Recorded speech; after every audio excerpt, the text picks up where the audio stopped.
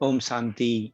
आज की अव्यक्त मुरली 9 मार्च सन 1981 से लिया गया है, जिसका शीर्षक है मेहनत समाप्त कर निरंतर योगी बनो। बंगाल, बिहार, नेपाल जोन के भाई बहनों से पर्सनल मुलाकात। बाप दादा कहते, मुरली तो सुनी, अब सुनने के बाद स्वरूप में लाना।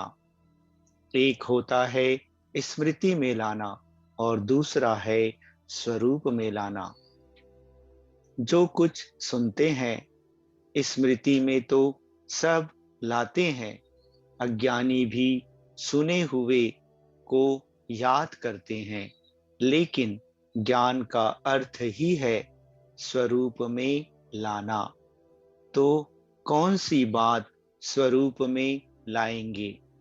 बालक सो मालिक, यह है स्वरूप में लाना।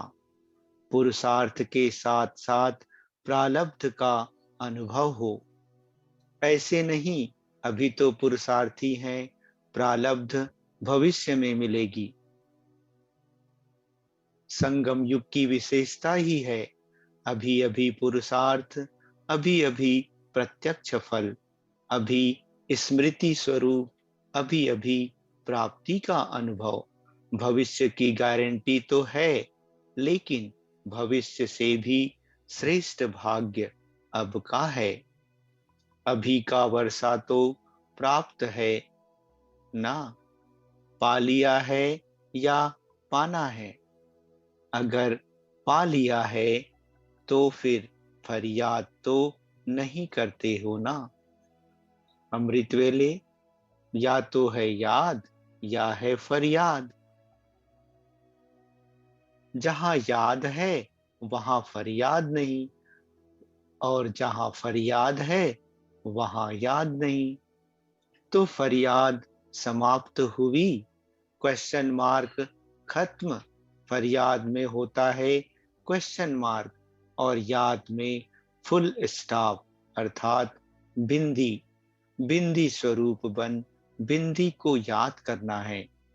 बाप भी बिंदी, आप भी बिंदी। तो परिवर्तन भूमि में आकर कोई न कोई विशेष परिवर्तन जरूर करना चाहिए। अब फरियाद को छोड़कर स्वतः योगी बनकर जाना। फरियाद में उलझन होती है, खुश नहीं तो बाप से खुशी का खजाना लेना है। उलझन नहीं, उलझन तो लौकिक बाप का खजाना था, अब वह तो खत्म हो गया ना। लौकिक संबंध खत्म तो फरियाद भी खत्म। अलौकिक बाप, अलौकिक वर्षा, तो फरियाद की लिस्ट की चिट्ठी खत्म हो गया है ना। फाड़ दिया ना। अगर मिटा हुआ होगा तो भी कहेंगे कि लिखा हुआ था, इसलिए फाड़ कर खत्म करो। सेवा में समय दो, जब तक तैयार नहीं होते हो तब तक राज्य आने में देरी है। सेवा का कोई नया प्लान बनाया है? महायज्ञ में तो सभी ने सेवा की ना। ब्राह्मणों का संगठन होना ही, हाजिर होना ही सेवा है। यह कोई कम बात नहीं है।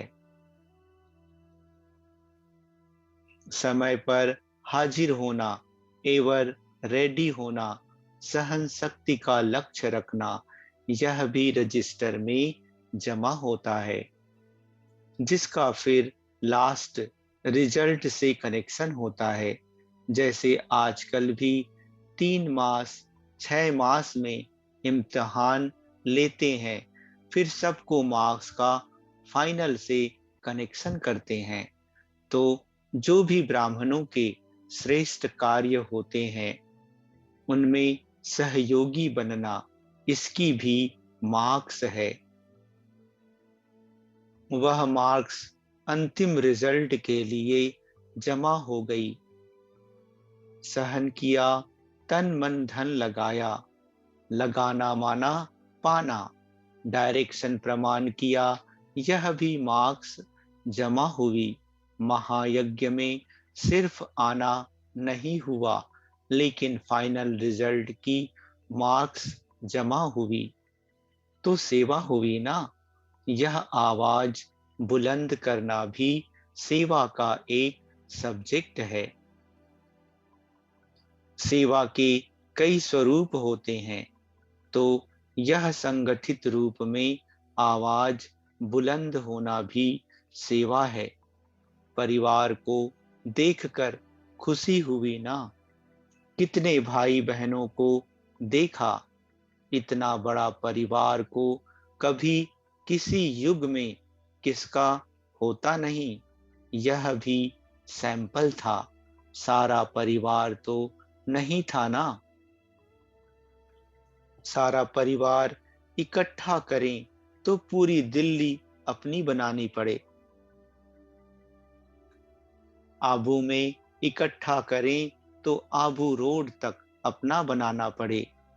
वह भी दिन आएगा जो सब ऑफर करेंगे कि हमारे मकान में आओ।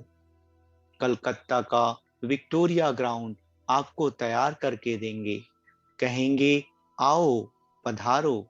धीरे धीरे आवाज फैलेगी। अभी यह तो समझते हैं ना कि यह कोई कम नहीं है।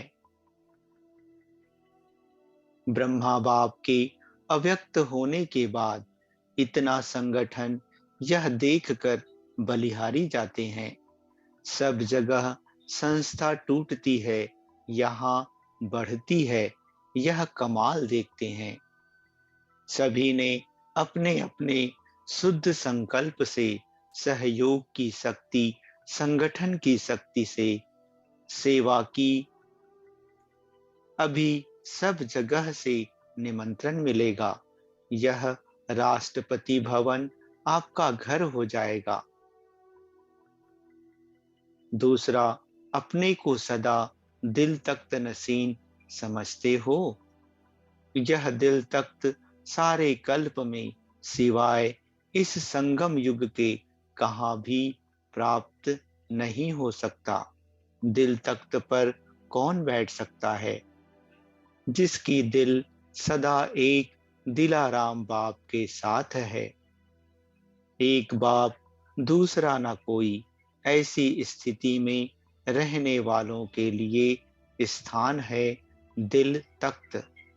तो किस स्थान पर रहते हो? अगर तख्त छोड़ देते हो तो फांसी के तख्ते पर चले जाते। जन्म जन्मांतर के लिए माया की फांसी में फंस जाते हो। यह तो है बाप का दिल तख्त, या है माया की फांसी का तख्ता। तो कहाँ रहना है? एक बाप के सिवाय और कोई याद ना आए, अपना शरीर भी नहीं। अगर देह याद आई तो देह के साथ देह के संबंध, पदार्थ, दुनिया सब एक के पीछे एक आ जाएंगे। जरा संकल्प रूप में भी अगर सूक्ष्म धागा जुटा हुआ होगा तो वह अपनी तरफ खींच लेगा। इसलिए मनसा वाचा कर्मणा में कोई सूक्ष्म में भी रस्सी ना हो। सदा मुक्त रहो, तब औरों को भी मुक्त कर सकेंगे। आजकल सारी दुनिया माया के जाल में फंसकर तड़फ रही है। उन्हें इस जाल से मुक्त करने के लिए पहले स्वयं को मुक्त होना पड़े। सूक्ष्म संकल्प में भी बंधन ना हो। जितना निर्बंधन होंगे उतना अपनी ऊंची स्टेज पर स्थित हो सकेंगे। बंधन होगा तो ऊंचा चाहते भी नीचे आ जाएंगे। तीसरा, सभी अपने को इस विश्व के अंदर सर्व आत्माओं में से चुनी हुई श्रेष्ठ आत्मा समझते हो। यह समझते हो कि स्वयं बाप ने हमें अपना बनाया है। बाप ने विश्व के अंदर से कितनी थोड़ी आत्माओं को चुना और उनमें से हम श्रेष्ठ आत्माएं हैं। यह संकल्प करते ही क्या अनुभव होगा? अतीन्द्रिय सुख की प्राप्ति होगी। ऐसे अनुभव करते हो? अतीन्द्रिय सुख की अनुभूति होती है व सुना है? प्रैक्टिकल का अनुभव है व सिर्फ नॉलेज है? क्योंकि ज्ञान अर्थात समझ, समझ का अर्थ ही है अनुभव में लाना। सुनना, सुनाना अलग चीज है, अनुभव करना और चीज है। यह श्रेष्ठ ज्ञान है अनुभवी बनने का। द्वापर से अनेक प्रकार के ज्ञान सुने और सुनाए। जो आधा कल्प किया वह अभी भी किया, तो क्या बड़ी बात। यह नई जीवन, नया युग, नई दुनिया के लिए नया ज्ञान, तो इसकी नवीनता ही तब है जब अनुभव में लाओ। एक एक शब्द, आत्मा, परमात्मा, चक्र, कोई भी ज्ञान का शब्द अनुभव में आए, रियलाइजेशन हो। आत्मा हूं यह अनुभूति हो, परमात्मा का अनुभव हो, इसको कहा जाता है नवीनता। नया दिन, नई रात, नया परिवार, सब कुछ नया, ऐसे अनुभव होता है। भक्ति का फल अभी ज्ञान मिल रहा है, तो ऐसे ज्ञान के अनुभवी बनो अर्थात स्वरूप में लाओ। चौथा, सब विजयी रतन होना। विजयी का विजय का झंडा पक्का है ना।